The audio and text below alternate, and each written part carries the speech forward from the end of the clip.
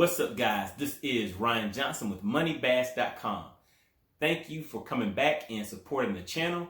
Today we're going to take a look at a video clip, and from there I want to know, how would you fish it? Please make sure you take a look at the clip and leave your comment down in the comment section as far as how you would fish it, what lure you would use, what technique, just anything that you can come up with to kind of answer that question, so we can kind of, just have some dialogue about it. And I will actually, at the end of it, let you know how I actually did fish it and show you the results of what I caught whenever I was out on the lake. And following that, I will show you the actual setup that I used and some alternatives that could also be used to catch those fish. Thank you for everybody continuing to support the channel. Make sure you hit the like button. I will continue putting these video clips out once a week where we just go over things and show how you would fish it. We also do the electronics tips and tricks every Tuesday and Thursday. So please make sure you stay tuned for that and subscribe to the channel, guys. All right, so let's go ahead and take a look at this video clip real quick. When you're watching this video clip, make sure you are paying attention to things like water temp. Are the fish suspended? Are they sitting on the bottom? Where are those fish at in the water column? And what type of bait, what type of lure, what type of rod, reel setup, line setup would you use to effectively fish this area and catch those fish? All right, let's go ahead and take a look at it, guys. All right, so when you're searching for schools, that is what you're looking for. Look at all those fish right there. So I'm gonna go ahead and mark those, and hopefully those are some 3+ pounders, so I can upgrade and cull some of these out. All right, there you go. All right, there you go. That is a very interesting one. How often are you out on the lake where you may run into a school like that? If you do, how would you fish it? Go ahead and put your comment down in the comment section.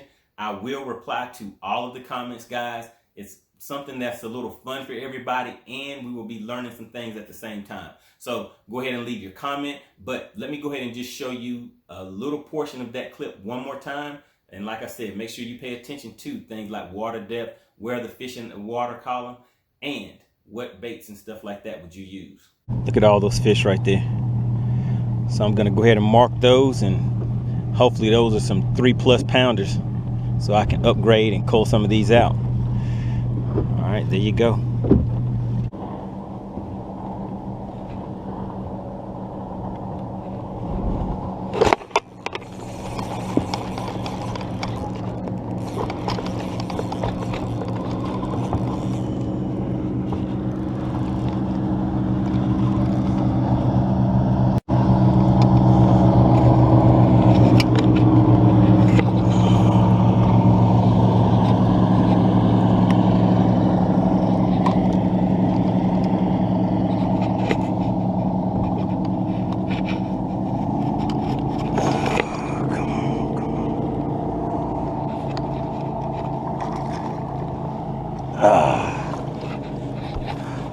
All right, there we go. Now that's a call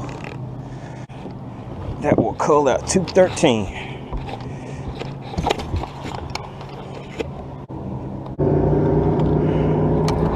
All right, there we go. That's the call. Pretty good call. All right, there you go, guys. So that was a great day out on the lake. I was able to find that school, pull up on that school. I did not have live imaging at the time, so I pretty much relied on my 360 and my sonar in order to catch those fish. And as you saw, the bait that I used, the technique that I used to catch that was the shaky head.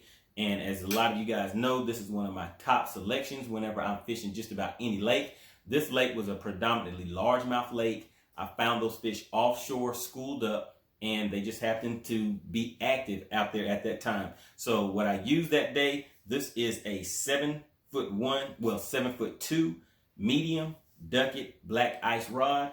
One of my favorite rods. And like I said, I will put the full setup to this in the description area. So make sure you click on that and take a look at the full setup for that. So how did you guys decide to fish that?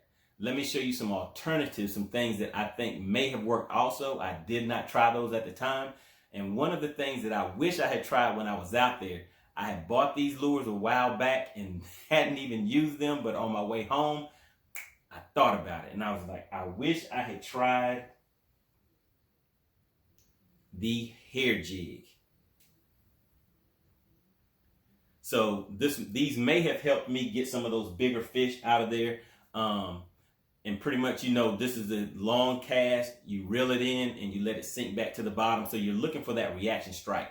And maybe that would have got one of those bigger fish out of there. I don't know. But next time when I come into something like that, that is what I'll be trying. Let me just show you some other alternatives real quick. All right, one would be the jig. So for me, I like throwing my jig, especially offshore. This is a 710 extra heavy. I throw this on 20-pound line with a 3/4 ounce jig. And just depending on the water clarity, time of year, and what lake that I'm actually fishing, that is what will dictate what type of color that I put on there as far as the jig goes. Another thing that I would have tried is a Carolina rig. For my Carolina rig, I throw this on a 7.6 medium heavy, and this is 20-pound main line, and I tie that on a swivel with a 3/4 ounce steel shot weight with a bead on it, so it makes a little bit of sound. And then the leader that I put on there is going to be either 10 or 12 pound. On a lake like this one, where I'm fishing for those bigger fish, I would use 12-pound Seaguar and VizX line as the line that I attach directly to the lure. The other bait that I would use would be some form of a crankbait. So I would use maybe something like a 10XD or 8XD or even a 6XD to get down to that water depth. I know some of you guys that are watching are crankbait guys. What type of crankbait do you feel would have worked in that type of situation? So for my crankbait setup, I generally use a 711 cranking rod, and I throw that on 12-pound monofilament. So how would you guys fish it? Let's have some fun, guys. Get active down in the comments, and let's see what you guys come up with. Thanks for participating, and I will see you guys on the next one.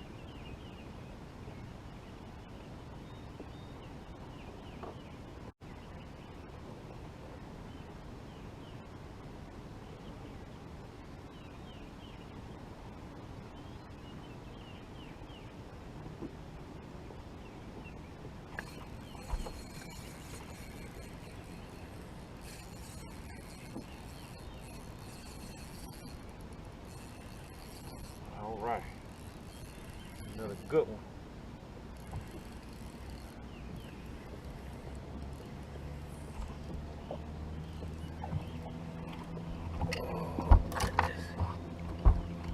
Baby, please.